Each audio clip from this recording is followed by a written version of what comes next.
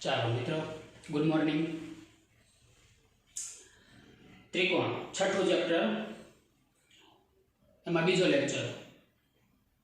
આગળ થોડુંક આપણે ત્રિકોણ, એકરૂપ ત્રિકોણ, સમરૂપ ત્રિકોણ કોને કહેવાય એના વિશે માહિતી મેળવી.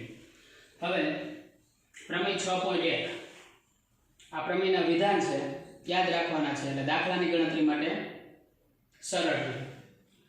થેલ્સનો પ્રમેય અથવા સમપ્રમાણતાનો મૂળભૂત પ્રમેય લખી સાબિત કરો. સાબિતી સાથે છે એટલે આપણે જે અગત્યના પ્રમેય છે એ બધા એક સાથે લઈ લેશું એક લેક્ચરમાં. તો આ સાબિતી સાથેનો છે કે ત્રિકોણની કોઈ એક બાજુને સમાંતર રેખા બાકીની બે બાજુઓને બે ભિન્ન બિંદુઓમાં છેદે તો તે રેખા વડે તે બાજુઓનું સમાન ગુણોત્તરમાં વિભાજન થાય છે તેમ સાબિત કરો. એ આપણે સાબિતી સાથેનું છે. પછી એનું પ્રતીક વિધાન છે પ્રમેય 6.2 થેલ્સનું પ્રતીક પ્રમેય અથવા બીટીપીનું પ્રતીક પ્રમેય. થેલ્સનું પ્રતીક પ્રમેય કયો અથવા સમપ્રમાણતાનું મૂળભૂત નું પ્રતીક પ્રમેય અથવા એનું વિધાન છે, પ્રતિજ્ઞા છે કે જો કોઈ રેખા ત્રિકોણની બે બાજુઓનું સમાન ગુણોત્તરમાં વિભાજન કરે તો તે રેખા ત્રીજી બાજુને સમાંતર હોય. પ્રમેય 6.1 થી ઉલટા શબ્દો છે. આમાં હું કીધું કે કોઈ રેખા ત્રિકોણની બે બાજુઓનું સમાન ગુણોત્તરમાં વિભાજન કરે તો એ રેખા સમાંતર હોય. અને આગળમાં કે કોઈ ત્રિકોણની એક બાજુને સમાંતર રેખા આપેલી હોય તો એ બાકીની બે બાજુઓનું સમાન ગુણોત્તરમાં વિભાજન કરે છે. એટલે આપણે સંકેતમાં લખીએ કે ત્રિકોણ ABC માં BC ને સમાંતર રેખા PQ AB ને P માં અને AC ને Q માં છેદે છે. અહીંયા આપણને AP ના છેદમાં PB બરાબર AQ ના છેદમાં QC આપેલું છે. આપેલું હોય તો વિધાન પ્રમાણે આ ત્રીજી જે રેખા છે એ રેખા L અથવા રેખા PQ એ BC ને સમાંતર થાય. પ્રમેય 6.3 હવે 9મા ધોરણની અંદર પણ તમે ઘણી બધી શરતો અથવા પ્રમેય ભણી ગયા છો. બાખુબા, બાબાબા, ખુબાખુ આ એના માટેના વિધાનો આપ્યા છે. વિધાનો યાદ રાખવાના કે પ્રમેય 6.3 ખુ શરત છે. ખુ શરત એ સમરૂપતાની છે, એકરૂપતાની પણ છે, સમરૂપતાની. અહીંયા આપણે સમરૂપ ત્રિકોણો માટે ભણવાનું છે એટલે આપણે સમરૂપતાની કેટલી શરતો છે એ યાદ રાખવાનું છે. સમરૂપતાની 4 શરતો છે. એમાંની આ પહેલી શરત ખુ અને બીજી શરત ખુ, ત્રીજી શરત બાબાબા અને ચોથી શરત બાખુબા. એટલે ચારે ચાર શરત યાદ રાખજો. ખુ આ પહેલી શરત, બીજી શરત ખુ બાખુબા અને બાબાબા. આ ચાર શરતો અહીંયા આપણે સમરૂપતાની યાદ રાખવાની છે. આમાં એકરૂપતાની પણ હોય પણ આપણે અહીંયા સમરૂપતાની આ ચાર શરત યાદ રાખવાની છે. બાકીની શરત પૂછે તો એ એકરૂપતાની આવશે. એટલે ઘણી વખત આપણને ખાલી જગ્યા છે, વિકલ્પ છે, પૂછે કે નીચેના પૈકી ખાલી જગ્યા શરત સમરૂપતાની શરત છે અથવા સમરૂપતાની શરત નથી. તો આ ચાર શરત આપણને ખબર હોય તો કઈ છે ને કઈ નથી ગોતતા આવડે. તો પ્રમેય 6.3 એ ખુ શરત છે અથવા ખુ પ્રમેય. શરત કયો કે પ્રમેય કયો? જો બે ત્રિકોણોના અનુરૂપ ખૂણાઓ સમાન હોય એટલે ખુ એનો અર્થ શું થયો કે ત્રિકોણના ત્રણે ત્રણ ખૂણા એ બીજા ત્રિકોણના અનુરૂપ ખૂણાઓ સાથે એકરૂપ હોય. જો બે ત્રિકોણના અનુરૂપ ખૂણાઓ સમાન હોય તો તેમની અનુરૂપ બાજુઓની જોડના ગુણોત્તરો સમાન અથવા બાજુઓ સમપ્રમાણમાં હોય તો તે બે ત્રિકોણો સમરૂપ હોય છે. એટલે એક ત્રિકોણના ત્રણે ત્રણ ખૂણા બીજા ત્રિકોણના અનુરૂપ ખૂણા સાથે સમાન હોય તથા અનુરૂપ બાજુઓનો ગુણોત્તર સમાન હોય તો તે બે ત્રિકોણો સમરૂપ કહેવાય. પહેલા એમ કહેવાય કે આ બે ત્રિકોણો વચ્ચેની સંગતતા સમરૂપતા છે અને બંને ત્રિકોણો સમરૂપ ત્રિકોણો છે. એ આપણે વ્યાખ્યામાં જોઈ લીધું. પછી આવે ખુ શરત. બીજી આપણી સમરૂપતાની શરત આવે ખુ. આમાં ત્રણ ખૂણા હતા, આમાં બે ખૂણા લેવાના. કે જો કોઈ એક ત્રિકોણના બે ખૂણાઓ અનુક્રમે બીજા ત્રિકોણના બે ખૂણાઓને સમાન હોય તો એ બે ત્રિકોણો સમરૂપ છે એમ કહેવાય. પ્રમેય 6.4 બાબાબા શરત. બાબા એટલે એક ત્રિકોણની ત્રણે ત્રણ બાજુ બીજા ત્રિકોણની અનુરૂપ બાજુ સાથે. જો બે ત્રિકોણોમાં એક ત્રિકોણની બાજુઓ એટલે ત્રણ બાજુઓ બીજા ત્રિકોણની અનુરૂપ બાજુઓના સમપ્રમાણમાં હોય એટલે કે ગુણોત્તર સમાન હોય, તેમના અનુરૂપ ખૂણાઓ સમાન હોય અને તેથી એ બે ત્રિકોણો સમરૂપ ત્રિકોણો કહેવાય. બા એટલે એક ત્રિકોણના ત્રણ બાજુ બીજા ત્રિકોણની અનુરૂપ બાજુઓ સાથે સમપ્રમાણમાં હોય તથા એના ત્રણેય ખૂણા સમાન હોય તો આવી શરત અથવા આવા ત્રિકોણો સમરૂપ ત્રિકોણો કહેવાય. અને આ શરતને બા શરત અથવા પ્રમેયને બા પ્રમેય કહેવાય. પછી સમરૂપ ત્રિકોણો આધારિત કેટલાક ગુણધર્મો છે. ગુણધર્મો પણ આપણને દાખલા માટે એટલા અગત્યના બને કે જો બે ત્રિકોણો સમરૂપ હોય તો તેમની પરિમિતિઓનો ગુણોત્તર તેમની અનુરૂપ બાજુના ગુણોત્તર જેટલો હોય છે. આપણે જે મહાસૂત્ર લખ્યું હતું, મહાસૂત્રમાં પહેલા આપણે અનુરૂપ બાજુઓનો ગુણોત્તર સરખો લીધો હતો, પછી બે બાજુના સરવાળાનો ગુણોત્તર સરખો લીધો હતો અને પછી ત્રણ બાજુના સરવાળાનો ગુણોત્તર લીધો હતો. ત્રણ બાજુનો સરવાળો એટલે પરિમિતિ કહેવાય. તો બે ત્રિકોણો સમરૂપ હોય તો તેમની પરિમિતિઓ નો ગુણોત્તર તેમની અનુરૂપ બાજુના ગુણોત્તર જેટલો હોય છે. એટલે મહાસૂત્રમાં પહેલા ત્રણ પદ અને એક છેલ્લું પદ પરિમિતિ વાળું એને સરખાવી દઈએ અને મહાસૂત્રમાં આપણે સરખાવેલા છે એટલે આ વિધાન થયું. બીજું, બે સમરૂપ ત્રિકોણોની અનુરૂપ મધ્યગાઓ અહીંયા બાજુ માટે હતું, પરિમિતિ માટે હતું, આમાં મધ્યગા માટે છે. પછી મધ્યગા હોય, વેધ હોય કે લંબ, ત્રણેય માટે સરખું જ આવે કે બે સમરૂપ ત્રિકોણોની અનુરૂપ મધ્યગાઓ અનુરૂપ બાજુઓને સમપ્રમાણમાં હોય છે. મધ્યગા પણ અનુરૂપ બાજુઓને સમપ્રમાણમાં હોય એટલે ત્રણ બાજુનો ગુણોત્તર આપણે સમાન લઈએ છીએ કે AB ના છેદમાં PQ બરાબર BC ના છેદમાં QR બરાબર AC ના છેદમાં PR બરાબર ત્રણ મધ્યગા લઈ AD BE અને CF. બીજા ત્રિકોણમાં પણ એ જ રીતે PX QY અને RZ તો એની મધ્યગાનો ગુણોત્તર પણ સરખો હોય. પહેલી ત્રિકોણની મધ્યગા એટલે AD એટલે AD ના છેદમાં PX એવી રીતે બાકીની બે પણ ગુણોત્તર સરખો થાય એટલે આ મધ્યગાઓનો ગુણોત્તર સરખો થાય. ત્રીજું, બે સમરૂપ ત્રિકોણોના અનુરૂપ વેધોનો ગુણોત્તર અનુરૂપ બાજુઓના ગુણોત્તર જેટલો હોય છે. એટલે આ વેધ પહેલા મધ્યગાનો ગુણોત્તર પછી વેધોનો ગુણોત્તર પણ અનુરૂપ બાજુઓના ગુણોત્તર જેટલો હોય. ચોથું, કોઈ પણ ત્રિકોણમાં કોઈ પણ ખૂણાનો દ્વિભાજક તે ખૂણાની સામેની બાજુઓને તે રેખાખંડોમાં વિભાજિત કરે તો તે રેખાખંડના ગુણોત્તર અને તે ખૂણાને સમાવતી ત્રિકોણની સંલગ્ન બાજુઓનો ગુણોત્તર પણ સમાન હોય છે. અને ત્રણ વસ્તુ આપણે યાદ અનુરૂપ બાજુઓનો ગુણોત્તર તો સમાન છે તો એની હારે મધ્યગાઓનો ગુણોત્તર પણ સમાન હોય, વેધોનો ગુણોત્તર પણ સમાન હોય, ખૂણાના દ્વિભાજકો નો ગુણોત્તર પણ સરખો હોય. એટલે આ ત્રણ આપણે યાદ રાખવાનું છે.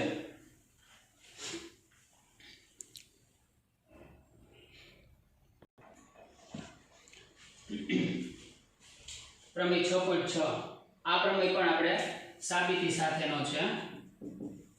સાબિતી સાથેનો પ્રમેય વિભાગ આખો પછી કરશું કે બે સમરૂપ ત્રિકોણોના ક્ષેત્રફળોનો ગુણોત્તર એટલે બે ત્રિકોણના ક્ષેત્રફળોનો ગુણોત્તર અનુરૂપ બાજુઓના ગુણોત્તરના વર્ગના બરાબર હોય છે. એટલે બે ત્રિકોણ હોય, બે સમરૂપ ત્રિકોણ લઈ લઈએ અથવા કોઈ સંગતતા ABC સંગત PQR સમરૂપતા હોય તો ABC છેદમાં PQR એનો અર્થ ખાલી આપણે ત્રિકોણના ત્રણ બિંદુ લખીએ એટલે 9મા ધોરણમાં ભણી ગયા કે ABC હોય એટલે એનો અર્થ થાય ત્રિકોણ ABC નું ક્ષેત્રફળ. ખાલી PQR લખવું હોય તો એને વંચાય ત્રિકોણ PQR નું ક્ષેત્રફળ. તો ત્રિકોણ ABC નું ક્ષેત્રફળ છેદમાં ત્રિકોણ PQR નું ક્ષેત્રફળ બરાબર અનુરૂપ બાજુઓ એટલે AB² ના છેદમાં PQ² બરાબર BC² ના છેદમાં QR² બરાબર AC² ના છેદમાં PR². આ પ્રમેય છે. દાખલાની ગણતરી માટે પણ આ સૂત્ર આપણે યાદ રાખવાનું છે. એટલે આપણે આગળ જે સૂત્ર આપ્યા હતા એના પછીનો ક્રમ આપી દઉં છું 10 લગભગ 9 સુધી સૂત્ર નંબર આપ્યો હતો પહેલા લેક્ચરમાં.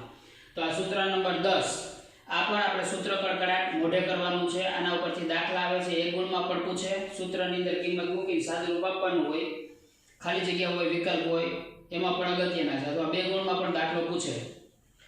પછી આવે સમગુણોત્તર મધ્યક. સમગુણોત્તર મધ્યક કે જો x y z એ ધન વાસ્તવિક સંખ્યાઓ હોય, x y z ધન વાસ્તવિક સંખ્યાઓ હોય અને x ના છેદમાં y બરાબર y ના છેદમાં z, x ના છેદમાં y બરાબર y ના છેદમાં z, એટલે કે આ બેનો ચોકડી ગુણાકાર કરવાનો એટલે y ગુણ્યા y એટલે y² બરાબર xz, એટલે y² બરાબર xz હોય તો y ને x અને z નો ગુણોત્તર મધ્યક કહે છે કે જો ત્રણ ધન વાસ્તવિક સંખ્યાઓ x y z અને x ના છેદમાં y બરાબર y ના છેદમાં z એટલે કે y² બરાબર xz હોય તો y ને x અને z નો ગુણોત્તર મધ્યક કહે છે. પ્રમેય 6.7 એ પણ આપણે સાબિતી સાથે જોશું. એના ઉપરથી શોર્ટકટ સંગતતા પણ આપણે યાદ રાખશું કે જો કાટકોણ ત્રિકોણમાં કાટખૂણો બનાવતા શિરોબિંદુથી કર્ણ પર વેધ દોરેલ હોય તો વેધની બંને તરફના ત્રિકોણો મૂળ ત્રિકોણને સમરૂપ હોય છે તથા તે એકબીજાને પણ સમરૂપ હોય છે. તો હું કીધું કે કાટકોણ ત્રિકોણની વાત છે, આપણે પહેલા કાટકોણ ત્રિકોણ દોરીએ. આ કાટકોણ ત્રિકોણ ABC લઈ લઈએ અથવા અહીંયા ખૂણો A કાટખૂણો લઈ લઈએ B અને C. કાટખૂણો બનાવતા શિરોબિંદુથી આ કાટખૂણો બનાવતા શિરોબિંદુથી કર્ણ પર વેધ દોરેલ હોય તો કાટખૂણાની સામેની બાજુને વેધ કર્ણ કહેવાય અને એના ઉપર જો એકદમ વેધ દોરેલ હોય તો આપણે AD વેધ લઈ લઈએ. AD વેધ દોરેલ હોય તો વેધની બંને તરફના ત્રિકોણો આ વેધ આ પહેલો ત્રિકોણ આ બીજો ત્રિકોણ.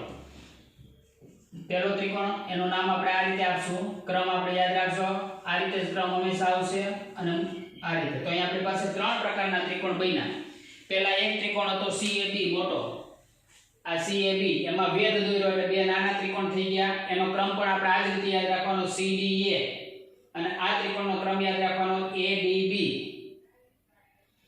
તો વેધ બંને તરફના ત્રિકોણો એટલે ત્રિકોણ CDA અને બીજો ત્રિકોણ ADB એ મૂળ ત્રિકોણને સમરૂપ હોય છે. મૂળ ત્રિકોણ એટલે આ મોટો ત્રિકોણ બંને મૂળ ત્રિકોણને એટલે કે CAB સાથે સમરૂપ હોય છે. પણ આમાં સંગતતાનો ક્રમ યાદ રાખવાનો છે. પહેલો નાનો ત્રિકોણ હોય તો CDA, બીજો નાનો ત્રિકોણ હોય તો ADB અને મોટો ત્રિકોણ હોય તો CAB. આ જે તીર આપ્યા છે તીર પ્રમાણે આપણે યાદ રાખવાનું છે. તથા અને તે એકબીજાને પણ સમરૂપ હોય છે એટલે આ બંને ત્રિકોણો એટલે ત્રિકોણ CDA અને ત્રિકોણ ADB એટલે બે નાના ત્રિકોણો છે એ પણ એકબીજાને સમરૂપ હોય છે. સમરૂપ હોય એટલે એની સંગતતા એક સમરૂપતા થઈ ગઈ અને સંગતતા પણ આપણે એ જ યાદ રાખવાની છે. પહેલા માટે તો કે સંગતતા CDA સંગત અહીંયા રેખા જેવો આવે CAB, ADB સંગત CAB, CDA સંગત ADB. આ રીતે ત્રણે ત્રણ શરતો આપણે યાદ રાખવાની છે. પ્રમેય 6.8 પાયથાગોરસનું પ્રમેય છે, એ પણ સાબિતી સાથે છે. સાબિતી સાથે પાયથાગોરસનું વિધાન તમે 8મા ધોરણથી શીખી ગયા છો. કાટકોણ ત્રિકોણમાં કર્ણનો વર્ગ એ બાકીની બે બાજુઓના વર્ગના સરવાળા જેટલો હોય તો કાટકોણ ત્રિકોણ દોરીએ. ત્રિકોણ ABC એમાં ખૂણો B કાટખૂણો, તો ત્રિકોણ ABC માં ખૂણો B કાટખૂણો છે અને માટે કાટકોણ ત્રિકોણમાં કર્ણનો વર્ગ, કર્ણ એટલે AC, કાટખૂણાની સામેની બાજુને કર્ણ કહેવાય. AC નો વર્ગ બાકીની બે બાજુઓ એટલે AB અને BC ના વર્ગના સરવાળા જેટલો હોય એટલે AB² + BC². આ થઈ ગયો પાયથાગોરસનો પ્રમેયનું સૂત્ર. આને પણ આપણે સૂત્ર પણ યાદ રાખવાનું છે, વિધાન પણ યાદ રાખવાનું છે. કારણ કે ઘણી વખત પરીક્ષાની અંદર પૂછે કે પાયથાગોરસનું પ્રમેય લખી અને સાબિત કરો તો એમાં વિધાન આપણે જાતે લખવું પડે કે કાટકોણ ત્રિકોણમાં કર્ણનો વર્ગ એ બાકીની બે બાજુના વર્ગના સરવાળા જેટલો હોય છે. પછી કાટકોણ ત્રિકોણના કેટલા ગુણધર્મો પણ છે એ પણ આપણે સૂત્ર અને ખાલી જગ્યા માટે યાદ રાખવાના છે. ખાલી જગ્યા ખરા ખોટા છે, વિકલ્પ છે, એના માટે અગત્યના છે. તો પહેલું કે કાટકોણ ત્રિકોણમાં કર્ણ પર મધ્યગામી કાટકોણ ત્રિકોણમાં કર્ણ પરની મધ્યગાની લંબાઈ કર્ણની લંબાઈ કરતાં અડધી હોય છે. અહીંયા આપણે જો આમાં વેધ લીધો તો હવે હું આમાં મધ્યગા લઈ લઉં કે AD મધ્યગા છે. આ ત્રિકોણ ABC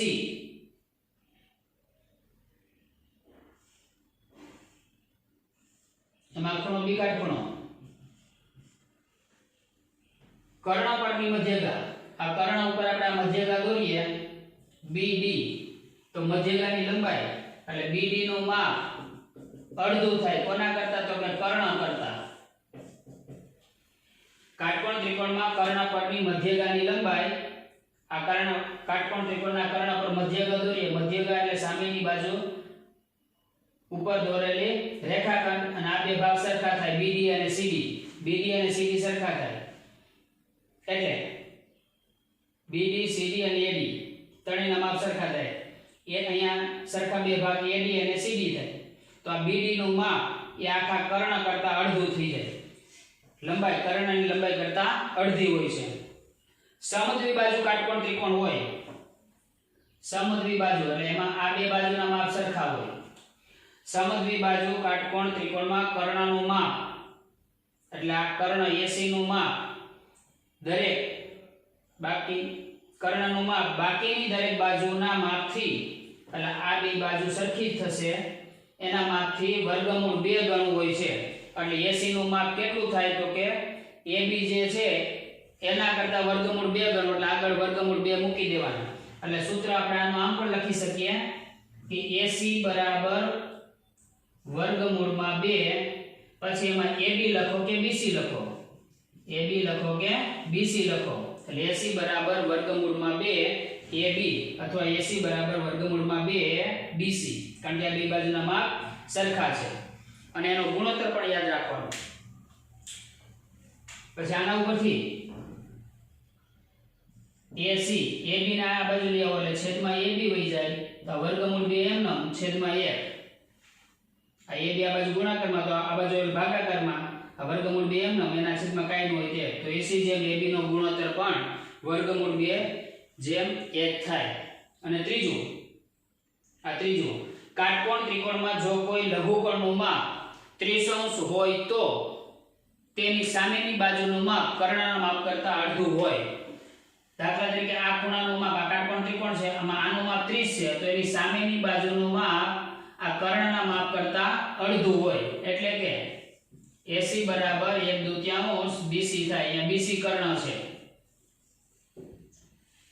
કાટકોણ ત્રિકોણમાં જે ખૂણાનું માપ આ કાટકોણ ત્રિકોણમાં જે ખૂણાનું માપ એટલે લઘુકોણનું માપ 30° હોય તો તેની સામેની બાજુનું માપ આ કર્ણના માપ કરતા અડધું હોય એટલે AC નું માપ આ BC ના માપ કરતા અડધું હોય. એટલે આ ત્રણ સૂત્ર યાદ રાખવાના છે ખાસ. આગળ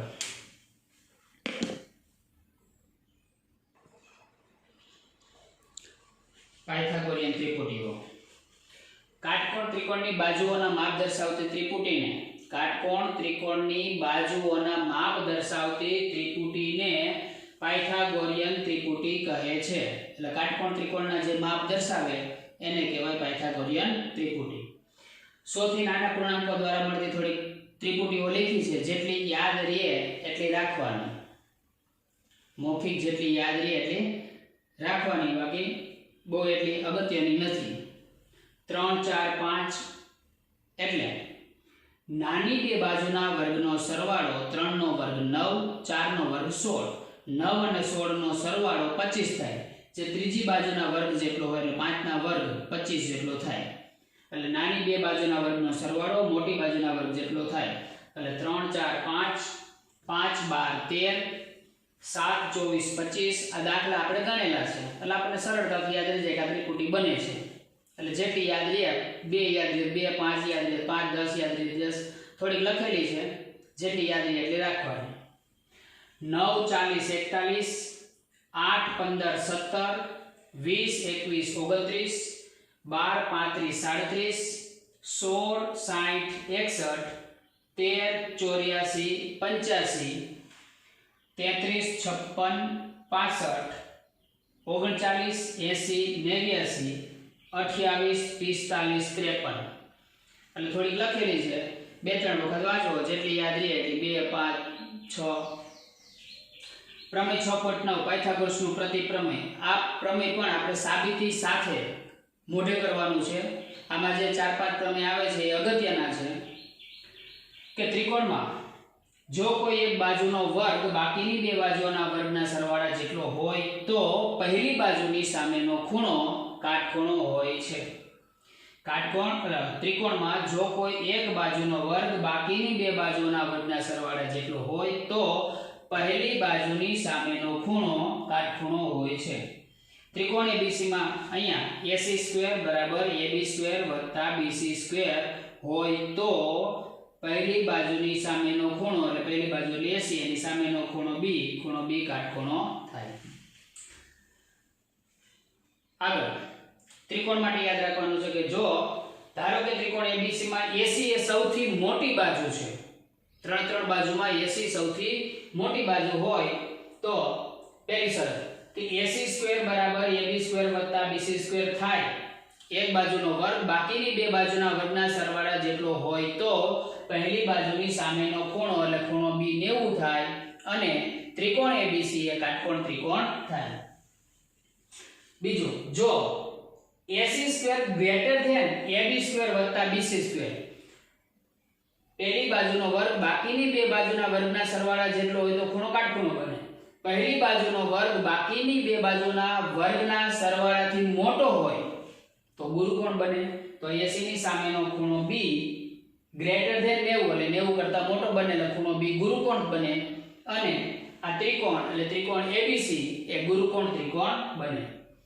જો AC² બાકીની બે બાજુના વર્ગના સરવાળા કરતા નાનો હોય એટલે less than AC² less than AB² વત્તા BC² તો ખૂણો B 90 કરતા નાનો એટલે ખૂણો B લેસ ધેન 90, ખૂણો B નાનો બને 90 કરતા એટલે લઘુકોણ બને અને આવો ત્રિકોણ છે એટલે ત્રિકોણ ABC કેવો બને? લઘુકોણ ત્રિકોણ બને.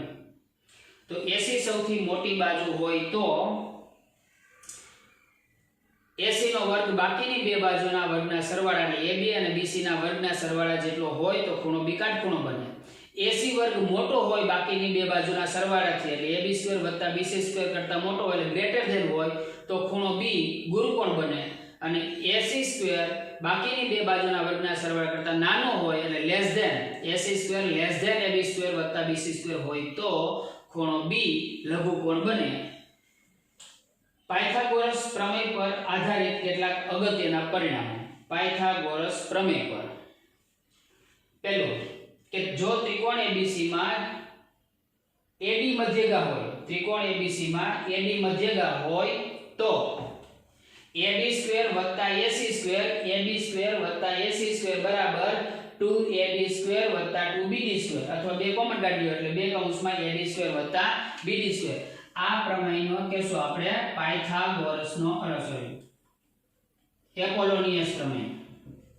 એપોલોનિયસ પ્રમેય આ સૂત્ર યાદ રાખવાનું છે આ એપોલોનિયસ પ્રમેય પરથી, કારણ કે બે ગુણના દાખલામાં ગણતરી કરી સાદુરૂપ આપવાનું હોય તો એમાં સૂત્ર આપણને આવડવું જોઈએ. એપોલોનિયસનું એક મધ્યગા આપી હોય તો, ત્રિકોણમાં એક મધ્યગા આપી હોય તો ત્રિકોણ ABC માં એક મધ્યગા AD મધ્યગા હોય તો એને સમાવતી બે બાજુના વર્ગનો સરવાળો એટલે AB² વત્તા AC² બરાબર બે મધ્યગાનો વર્ગ એટલે 2AD² વત્તા 2 મધ્યગાથી બનતા બે રેખાખંડોના ભાગ એમાંથી કોઈ પણ એક ભાગનો વર્ગ લઈ લેવાનો. 2AD² લ્યો કે 2CD² લ્યો, આમાં બેમાંથી બે કોમન કાઢી લે. પછી આવે કે ત્રિકોણ ABC માં જો ત્રણ મધ્યગા આપેલી હોય AD BE અને CF, ત્રણ મધ્યગા હોય આ રીતે આ ત્રિકોણ ABC એમાં ત્રણ મધ્યગા AD BE અને CF અને આ એનું મધ્ય કેન્દ્ર કહેવાય G. આગળ સૂત્રમાં પણ આપણે ત્રણ મધ્યગા લીધી હતી એટલે બે મધ્યગા લીધી હતી, એક બાજુને સમાંતર હતું અને એક મધ્યગાને સમાંતર હતો. બે સૂત્ર મેળવ્યા હતા AC બરાબર 6 કે AC બરાબર 4 કે. તો અહીંયા ત્રણ મધ્યગા આપી હોય તો આ સૂત્ર યાદ રાખવાનું 3 ગુણ્યા ત્રિકોણની ત્રણેય બાજુઓના વર્ગનો સરવાળો 3 ગુણ્યા ત્રિકોણની ત્રણેય બાજુઓના વર્ગનો સરવાળો બરાબર 4 ગુણ્યા ત્રણેય મધ્યગાઓના વર્ગનો સરવાળો ab² + b² + ch² 3 ગુણ્યા ab² + bc² + ac² બરાબર 4 ગુણ્યા ad² + b² + ch² એટલે 3 ગુણ્યા બાજુઓના વર્ગનો સરવાળો બરાબર 4 ગુણ્યા મધ્યગાઓના વર્ગોનો સરવાળો. પછી ત્રિકોણ ABC માં ખૂણો B ગુરુકોણ હોય એટલે એની આકૃતિ આપણને આ રીતે આવશે. ત્રિકોણ ABC માં A, B અને C AD વેધ હોય. AD વેધ એટલે આ રીતે આવશે બહારના ભાગમાં. ગુરુકોણ ત્રિકોણ છે એટલે એનો વેધ બહારના ભાગમાં જાય. આ રીતે એની આકૃતિ. ત્રિકોણ ABC માં ખૂણો B ગુરુકોણ હોય તથા AD વેધ હોય. આ AD વેધ તો AC² મોટા ખૂણાની સામેની બાજુનો વર્ગ AC² બરાબર બાકીની બે બાજુના વર્ગના સરવાળા AB² + BC² વત્તા 2 ગુણ્યા આખો પાયો BC 2 ગુણ્યા પાયો BC એને ગુણ્યા BD વેધ સુધીનું અંતર એટલે AC² બરાબર AB² + BC² વત્તા 2BC ગુણ્યા BD B થી D નું અંતર. ગુરુકોણ ત્રિકોણ હોય ત્યારે લઘુકોણ ત્રિકોણ હોય કે ચોથું ત્રિકોણ ABC માં જો ખૂણો B લઘુકોણ હોય તથા એટલે ખૂણો B લઘુકોણ આ એની આકૃતિ. ત્રિકોણ ABC આ ખૂણો લઘુકોણ છે એમાં AD વેધ હોય. ત્રિકોણ ABC માં જો ખૂણો B લઘુકોણ હોય તથા AD વેધ હોય તો AC² બરાબર AB² + BC² AB² + BC² minus 2BC પાયો ગુણ્યા BD. ગુરુકોણ હોય તો અહીંયા પ્લસ આવે અને લઘુકોણ હોય તો અહીંયા માઈનસ આવે. બેયમાં સૂત્ર એક જ છે, ખાલી ગુરુકોણ હોય તો પ્લસ લેવાનું, લઘુકોણ હોય તો માઈનસ લેવાનું. આ બધા અગત્યના સિદ્ધાંતો છે. જેટલા કડકડાટ મોઢે કરશો એટલા દાખલા કડકડાટ આવડશે. હાલો હજી કેટલાક અગત્યના સિદ્ધાંતો છે. આમાંથી અમુક સિદ્ધાંતો તમે 9મા ધોરણમાં ભણી ગયા છો કે જો સમબાજુ ત્રિકોણની દરેક બાજુની લંબાઈ સમબાજુ ત્રિકોણ ત્રણેય બાજુના માપ સરખા હોય એવો ત્રિકોણ એની દરેક બાજુની લંબાઈ a હોય તો એના વ્યાધની લંબાઈ √3/2 * a થાય તથા આ સમબાજુ ત્રિકોણનું ક્ષેત્રફળ √3/4 * a² થાય. 9મા ધોરણમાં સિદ્ધાંત આવી ગયો છે. આગળ સમબાજુ ત્રિકોણમાં બે એકરૂપ બાજુઓ સિવાયની ત્રીજી બાજુ પર દોરેલ મધ્યગા પાયાને લંબ એટલે 90 અંશ એટલે વેધ બને. પાયાને લંબ હોય છે એટલે કે વેધ અને મધ્યગા બે એક જ હોય. પણ ક્યારે? તો કે સમબાજુ ત્રિકોણ હોય ત્યારે. સમદ્વિબાજુ ત્રિકોણ હોય અથવા સમબાજુ ત્રિકોણ હોય બેયમાં લાગુ પડે. કા ત્રણેય બાજુના માપ સરખા હોય અથવા બે બાજુના માપ સરખા. અને જો આ રીતે AD મધ્યગા દોરી હોય તો એ મધ્યગા એ જ વેધ બને એટલે વેધ અને મધ્યગા બે એક જ થાય. આગળ કોઈ પણ લંબચોરસ માટે લંબચોરસ લઈએ તો આ એની લંબાઈ લ્યો તો આ એની પહોળાઈ બને અને આ વિકર્ણ બને અને દરેક ખૂણો કાટખૂણો હોય એટલે કાટકોણ ત્રિકોણ બને. એટલે વિકર્ણનો વર્ગ બરાબર લંબાઈનો વર્ગ વત્તા પહોળાઈનો વર્ગ પાયથાગોરસનો સિદ્ધાંત લાગુ પડે. આગળ સમબાજુ ચતુષ્કોણના વિકર્ણો પરસ્પર કાટખૂણે દુભાગે છે. સમબાજુ ચતુષ્કોણ ચોરસ સીધો આકાર છે, સમબાજુ ચતુષ્કોણ ત્રાસો છે જેની ચારેય બાજુના માપ સરખા હોય એવા બે આકાર ચોરસ અને સમબાજુ. ચારેય બાજુના માપ સરખા હોય, સીધી આકૃતિ હોય તો ચોરસ કહેવાય, ત્રાસી થઈ જાય તો સમબાજુ કહેવાય. સમબાજુ ચતુષ્કોણના વિકર્ણો એટલે વિકર્ણો પરસ્પર કાટખૂણે એટલે અહીંયા કાટખૂણો પણ બને અને દુભાગે એટલે એના સરખા બે ભાગ પણ થાય. આ બે ભાગ સરખા હોય અને આ બે ભાગ સરખા હોય. આગળ ગુણોત્તર પ્રમાણના કેટલાક અગત્યના પરિણામો આપ્યા છે.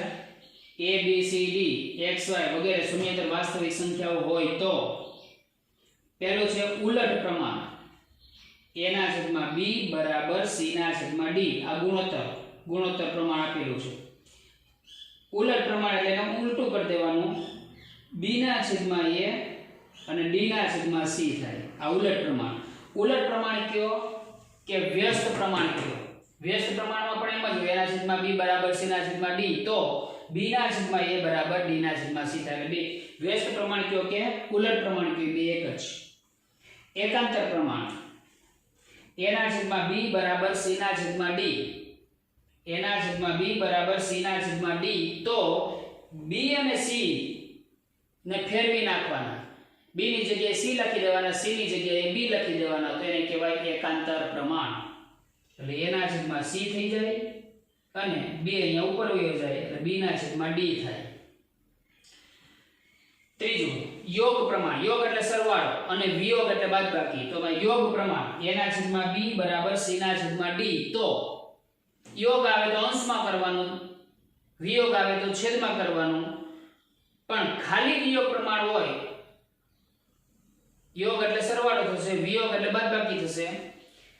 ખાલી યોગ પ્રમાણ હોય તો અંશમાં સરવાળો, ખાલી વિયોગ પ્રમાણ હોય તો અંશમાં બાદબાકી. યોગ વિયોગ બે ભેગા હોય તો અંશમાં સરવાળો અને છેદમાં બાદબાકી આવે છે. તો યોગ પ્રમાણ તો અંશ અને છેદનો અંશમાં સરવાળો a + b છેદમાં b એમના, c + d છેદ એમના d. એટલે a + b/b બરાબર c + d/d. એટલે અંશ અને છેદનો સરવાળો એને યોગ પ્રમાણ કહેવાય, અંશ અને છેદની બાદબાકી એને વિયોગ પ્રમાણ કહેવાય. છેદ એમનો રાખવાના. વિયોગ પ્રમાણ a/b બરાબર c/d તો વિયોગ એટલે બાદબાકી અંશ અને છેદની, એટલે a - b છેદ એમના, c - d છેદ એમના. યોગ વિયોગ પ્રમાણ. યોગ એટલે સરવાળો, વિયોગ એટલે બાદબાકી. કોની તો કે અંશ અને છેદની. પહેલા સરવાળો પછી બાદબાકી. તો a/b બરાબર c/d તો યોગ પ્રમાણ એટલે a + b અને વિયોગ પ્રમાણ એટલે a - b છેદમાં બાદબાકી છેદમાં સરવાળો અંશમાં. એવી રીતે અહીંયા c + d અને c - d. તો યોગ વિયોગ પ્રમાણમાં a + b ના છેદમાં a - b બરાબર c + d ના છેદમાં c - d. અહીંયા આ ચેપ્ટરની અંદર સૂત્ર અને સિદ્ધાંતો પૂરા થઈ ગયા. હવે આટલા જે સૂત્ર અને સિદ્ધાંતો આવે કડકડાટ મોઢે કરવાના, એટલે દાખલા ગણવામાં આપણને સરળતા રહે કે આ આપણો સિદ્ધાંત આવે છે એટલે ડાયરેક્ટ સિદ્ધાંત મૂકવાનો થાય. સાબિતીના દાખલા, ગણતરીના દાખલા કયો કે સાબિતીના દાખલા કયો બધા સરખા જ હોય. પણ જો સૂત્ર અને સિદ્ધાંતો આપણને કડકડાટ મોઢે આવડતા હોય તો સાબિતીનો દાખલો ગણવામાં થોડાક આપણને સરળતાના સ્ટેપ મળી ગયા. પણ સિદ્ધાંતો જ ન આવડતા હોય તો સાબિતીના દાખલા થતા નથી, આવડે જ નહીં. સાબિતીનો દાખલો સરળ છે. પહેલા આપણે ગણતરીના બધા દાખલા ગણશું, પછી આપણે છેલ્લે સાબિતીના દાખલા ગણશું. એટલે ગણતરીના દાખલાની અંદર સિદ્ધાંતો આવતા હોય તો આપણે એની અંદર કિંમતો મૂકીને સાદુરૂપ આપીએ તો એટલા સિદ્ધાંતો આપણને સરળતાથી યાદ રહી જશે. અને પછી આપણે સાબિતી વિભાગ લેશું, એટલે સિદ્ધાંતો બોલતા જવું અને થોડાક દાખલાની પ્રેક્ટિસ કરતા જવું. ગણતરીના દાખલા સરળ હોય, સાબિતીના સરળ હોય, પણ સાબિતીના સરળ ક્યારે લાગે તો કે બધા આપણને સિદ્ધાંતો આવડતા હોય ત્યારે. શું આપેલું છે ને શું શોધવાનું છે એ જ વસ્તુ આપણે યાદ રાખવાની છે. એટલે સૂત્ર અને સિદ્ધાંતોનો અહીંયા પૂરો થઈ ગયો. જૂના અભ્યાસક્રમમાં આ જુદા જુદા બે ચેપ્ટર હતા, નવા અભ્યાસક્રમમાં બે ચેપ્ટરને ભેગા કરી દીધા છે અને એક મોટું ચેપ્ટર નામ આપી દીધું ત્રિકોણ. હવે પછીનો જે લેક્ચર છે એમાં આપણે પહેલા જે આપણા અગત્યના પ્રમેયો છે એ આપણે સાબિત કરશું અને વ્યવસ્થિત રીતે એને યાદ રાખશું.